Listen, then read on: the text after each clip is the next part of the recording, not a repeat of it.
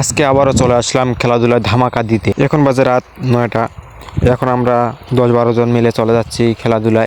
আমরা গেলে 10-12 জনে যাই। এর আগের ভিডিওটা আমি বলেছি আপনাদের, কারণ বেশি জন না গেলে খেলাধুলা আনন্দ বা মজা হয় না।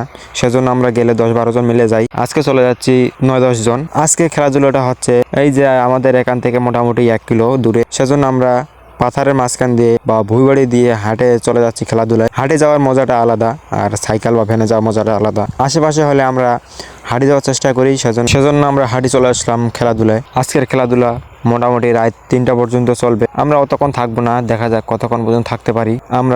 আমরা নাচ গান দেখি, তোমরাও দেখো। মাঝে মাঝে একটু আপনাদেরও শোনাবো, কারণ ফুল গান দিলে কপিরাইটে আমার এই ভিডিও আর থাকবে না। সেজন্য চেষ্টা করবো মাঝে মাঝে আপনাদেরও গান দেখা শোনাতে, আর ভিডিওতে আপনারা দেখ। আর আমরা খেলাধুলায় গেলে আমরা নাচতে না পারলেও একটু কুদ্দাকুদ্দি করি আর কি। আজকে আমি কুদ্দাকুদ্দি করতে পারবো না বা নাচতে পারবো না, কারণ এর আগের ভিডিওতে আপনারা দেখছেন যে আমি আলু বাড়িতে কাজ করতে গিয়ে আমার পাকাড়ি শেষ।